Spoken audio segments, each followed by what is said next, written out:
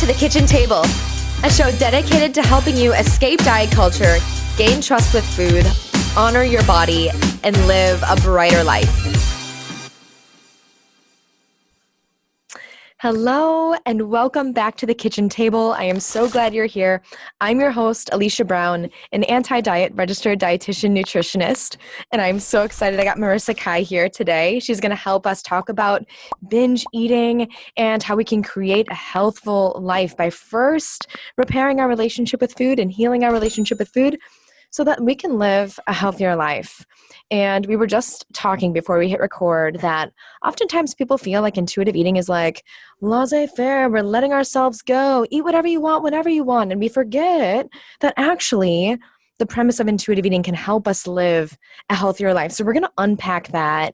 But before we get into anything about intuitive eating or binge eating or the connection between the two, I just want to say, Marissa, thank you so much for being here. And can you start off by just telling us a little bit about how you got to being an anti-diet, intuitive eating registered dietitian?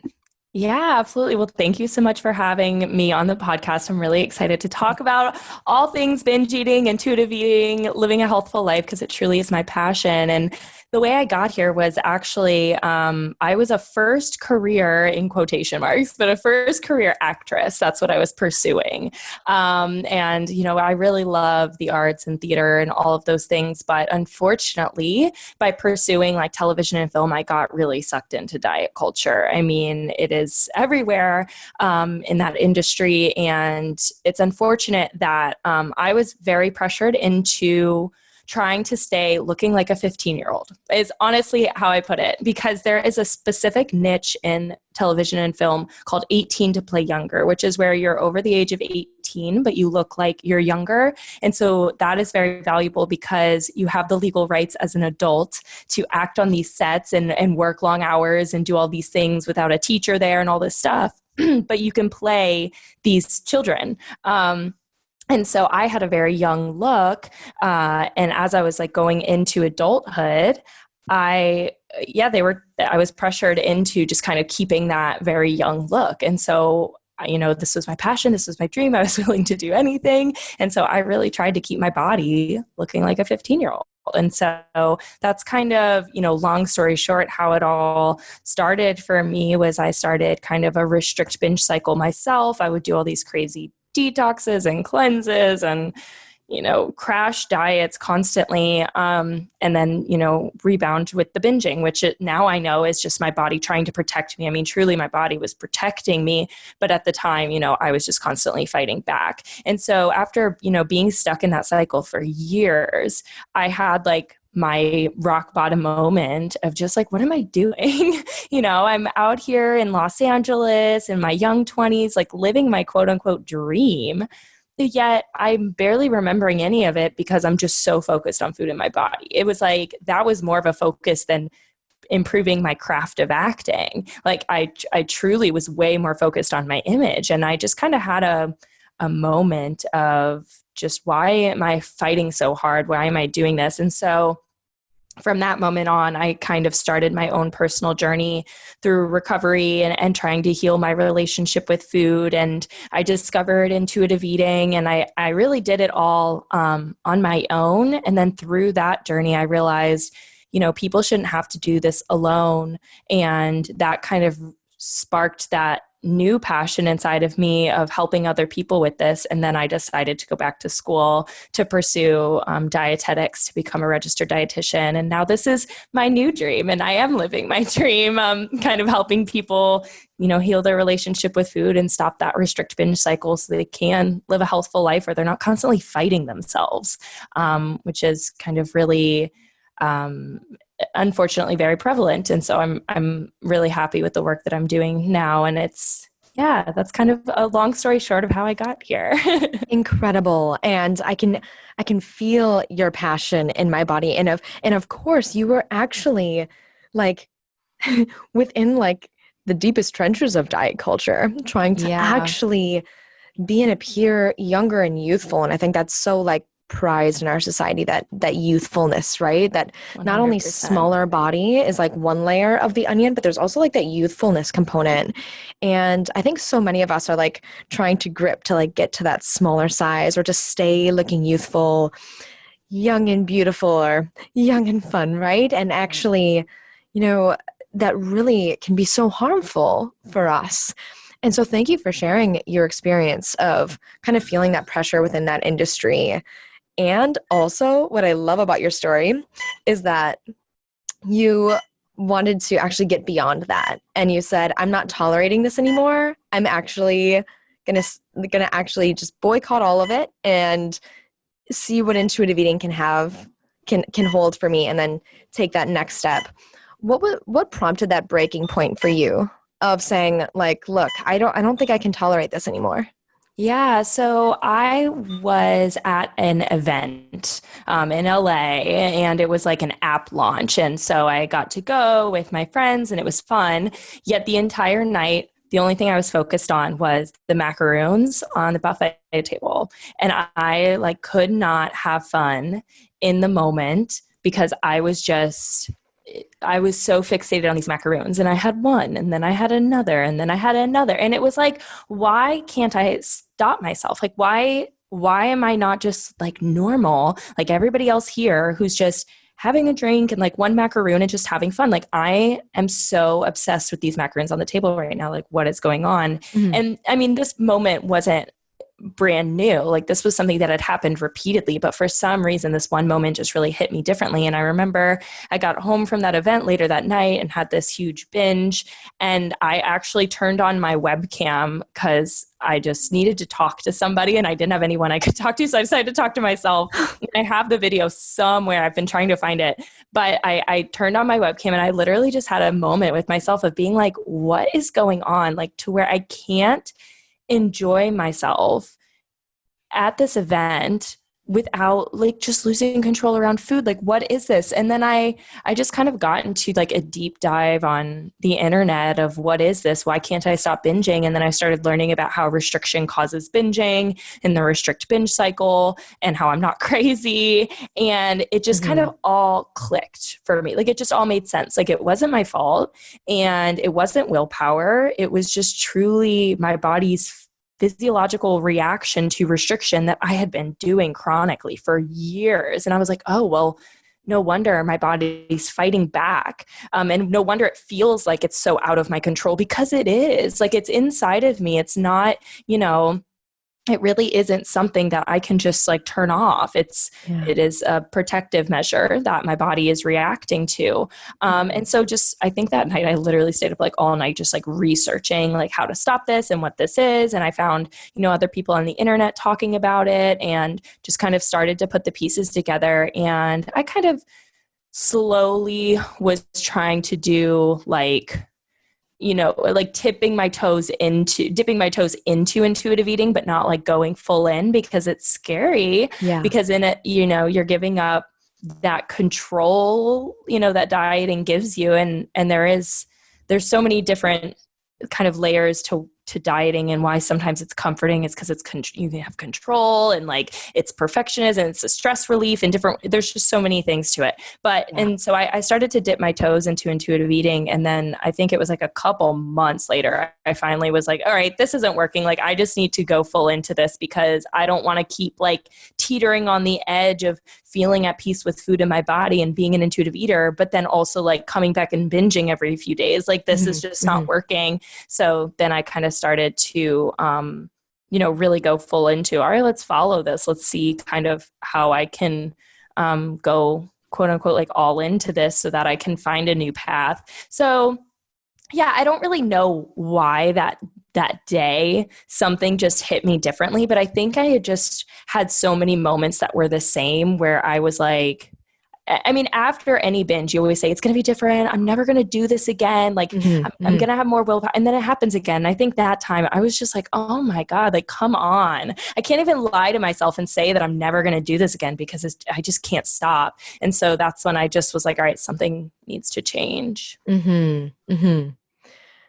Can can we dive more into the restrict and binge cycle for a moment? Because it seems like after that event, like you were filled with so much like frustration and you were like, I don't know why I keep doing this to myself. And that prompted you to get on your webcam and just have a conversation with yourself and do some researching.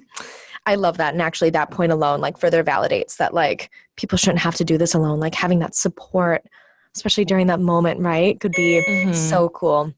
So kind of thinking about like the frustration that you had, how did that frustration turn into like compassion for yourself? Because once you started to realize that the restrict binge cycle was a thing, I'm getting the sense that you were filled with like a new sense of compassion for your situation or a new sense of understanding. Can you kind of carry us through how you went from one to another? Yeah, that's a really great question. I think when I started to do the research and look into, basically the restrict binge cycle is the feast famine cycle. I mean, truly our body does not know that this 21-day cleanse that you're on is not a famine. And so, when you kind of go back in history and look at, feast and famine through different seasons, when, way back in the day, it was like in the summertime versus the wintertime. Like in the wintertime, it was more of that famine because there weren't the farms flourishing and all these things. And then in the summertime, it was more of that feast of eating a ton and really your body holding on to more weight as a way of protecting you and just kind of like going through that cycle. When I really looked into that, I was like, oh, this is like almost like evolutionary. Like this is a way that our body, it sees this famine and it thinks that it's that season and it's time and then once you have access to food again, it's time to feast again to protect yourself from the next famine. It's almost like it expects the next famine. And I just think I realized that, I don't know really what kind of switched for me that made me just feel more compassionate about my body. But I think just when I realized that it wasn't my fault necessarily, like it was my body trying to protect me, I just realized, well, my body doesn't trust me and that's really sad. And so I need to kind of take care of my body and build back up that trust so that it knows there's not going to be another famine and we can just kind of, live intuitively and take care of ourselves without it being one extreme or the other, just kind of coasting somewhere in the middle. And so I think just when I realized that, it wasn't my fault and I can, build back that trust. That's just kind of the only thing I set my eyes on from that moment forward. And also I think realizing that it didn't have to be that way. Like I wasn't alone and I wasn't different, like that I did not have to live that way just kind of made me realize, okay, if all these other people have done this before, like I can do it too. Yeah, absolutely. I think so many of us feel like really alone in our experience and knowing that other people are in a similar experience as us can really, help us feel like we're in community, right? Yeah. And I think that that's exactly. really important to know that this work, that we're not alone in this work. Totally. Yeah. And on top of that, I was going to say, don't get me wrong. Like there were definitely times where I felt very alone because I did do this on my own. I reached out to people randomly who were on the internet talking about their experiences just to kind of, get that sense of community a little bit. And I did go to like a bulimia and overeating support group in my neighborhood for a while, which was really nice to have that sense of community. But, other than that, there wasn't anyone really like guiding me or leading me anywhere. And that felt very isolating because I also was like, I have no idea what I'm doing. This is all so new to me. So I'm just trying to trust some process that is just in this book. And like, we're just going to kind of see how it goes. And so that's kind of another big reason why now I do primarily group coaching, because there is something about that community of not feeling alone that just can really carry you through the trenches of recovering. Oh, amazing. Yes. So it's like, thinking that we're alone in our experience is part of maybe the experience, but also understanding there are other people. And on top of that, that there are other people that can support us and our bodies are also trying to support us too, And so those two things feel like they kind of catalyzed you into kind of getting into this work a little bit more. Yeah. And I know oftentimes with binge eating, there is like that feeling, as you were saying, about feeling out of control, of kind of feeling like it's beyond us, that obsessiveness, that thought about those macaroons or the thought about maybe a specific food, like it's kind of beyond us. It's beyond our willpower. It's beyond our control. And that can make us feel like we are foreign to our bodies. Can you speak more on that? Like maybe why our body doesn't trust us and how we can maybe start cultivating more of that body trust? Yeah, 100%. Well, kind of going back to, that feast famine. So basically, when we're in that famine, our body does things to protect us, which include like lowering our metabolism, also getting our hunger fullness hormones out of whack. It lowers that fullness hormone and it heightens that hunger hormone Mm-hmm. because in order to get you to eat more, amongst many other things. And so with kind of knowing that our metabolism's lowering to protect us, but also our hunger fullness hormones are changing in order to protect us, it can be fixed. And the way that it is fixed is by building back that trust with our body, like you mentioned. And so, the change in all of those different biological factors is because our body's not trusting us, so it feels it needs to protect us. But once you kind of get back that trust of, I am going to eat consistently, I am going to eat enough, I'm not going to go back into another diet or another famine or whatever, you want to call it. Once you consistently can do that for your body, it goes, oh, okay, well, we don't need to be doing all these crazy things anymore, like, lowering our metabolism or changing all of our appetite hormones and all these things. Like we can just be in the middle. Some days we're more hungry, some days we're less hungry, some days we get full really easily, some days we have a really big taste for something salty. And like that truly is intuitive eating, but we can't really listen to those hunger fullness signals and, satisfaction signals until we've built back up that trust. And so usually I describe that trust as consistently eating and consistently eating enough to where, we're reminding our body that, this isn't going anywhere. The food's not going anywhere. We're not going to like go back into another famine. It's almost like living in abundance now rather than in restriction. Mm-hmm. And kind of like the longer that goes on, the more that trust gets built up. And I think, you're back in kind of equilibrium with your body when you have consistent, trustworthy hunger fullness hormones and you're able to just kind of feed yourself by listening to your body rather than having to rely on something external kind of outside of you. Absolutely. Oh, that makes complete. I love how you said that. Of course, we distrust our bodies and the hunger and fullness signals when, we're in such a famine mode. When we dismiss those signals so much, we lose sight of how we can trust them again. So Mm-hmm. building back that trust is really eating regularly and enough, and that's really hard for someone who's been caught up in restriction for a long time. And we so get that, you and I both, from our experiences. It seems totally. 100%. And I think often too, trust comes from both sides. It comes from within, all of those hormones, our metabolism, all those things. That is one level of trust, but it also comes from kind of outside of that, like in our minds. Like, do we also trust our bodies? Like our body has to trust us, but we have to trust our bodies, if that makes sense. And so I often kind of encourage my clients or anybody to have some sort of like affirmation, mantra, something that just says like, I trust my body. Like I trust my body to tell me what to eat, when to eat, and how much to eat. You have to also have that belief that you trust yourself in order from that trust inside to come, back to fruition. And so it goes both ways. Like we have to believe that we can trust ourselves because that also kind of plays into everything. Our minds play such a huge role in all of this as well. Absolutely. I could not agree more. Oftentimes in my work too, it's like, oh, we have to go from the thinking to the feeling, and 100%. leaning into those body sensations. And that's something that, I don't think is talked about enough in our culture. We so praise the intellect and the mind and the knowings, right? We're living so much in our heads, but how can we get more into our bodies? What have you seen in your work or through your self-experience? What happened to your mindset or your mental health once you started changing your relationship with food, or what do you see in your clients as they start to heal their relationship with food? How does that impact their mental health?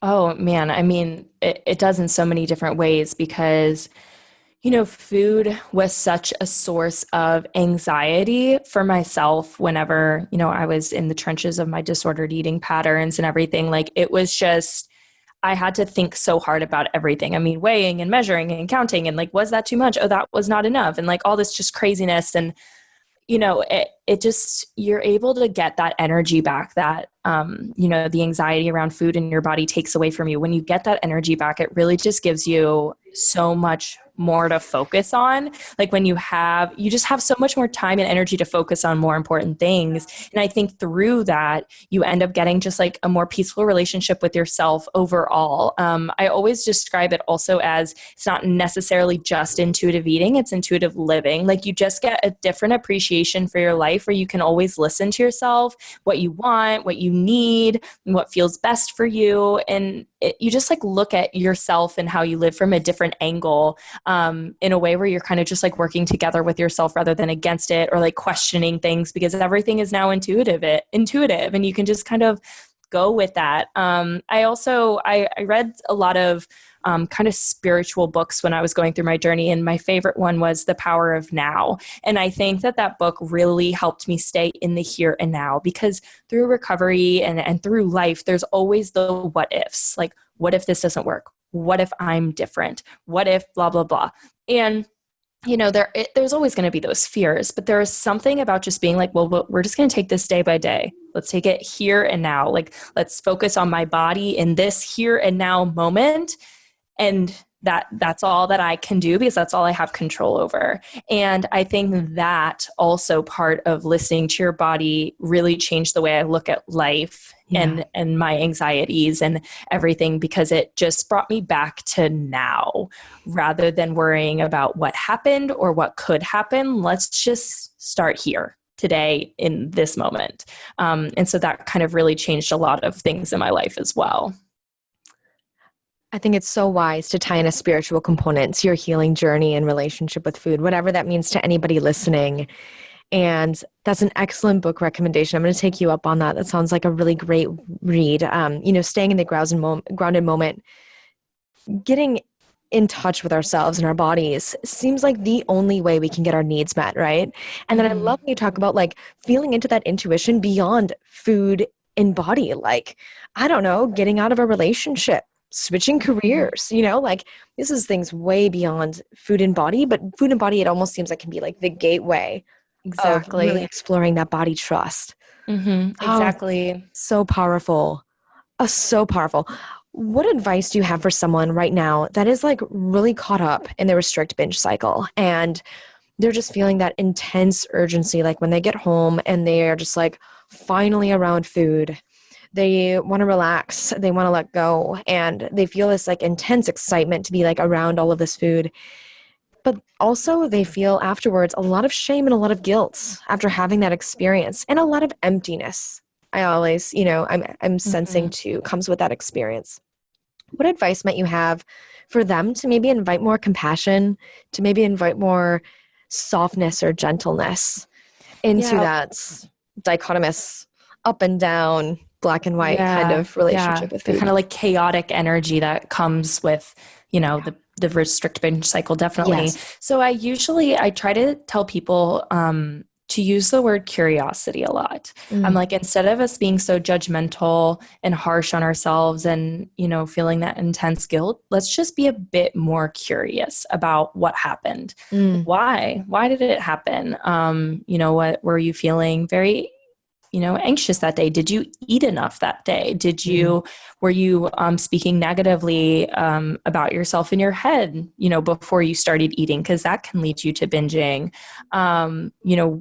When was the last time that you ate? Kind of like, how long has it been since you ate? Like, were you satisfied with what you ate? Like, there's just so many questions you can ask yourself just to be more curious. And I think when we can be curious and problem solve, in a sense, what happened, rather than beating ourselves up about it, not only will we feel less judgmental and guilty about what happens, but we also can come up with an action plan for next time.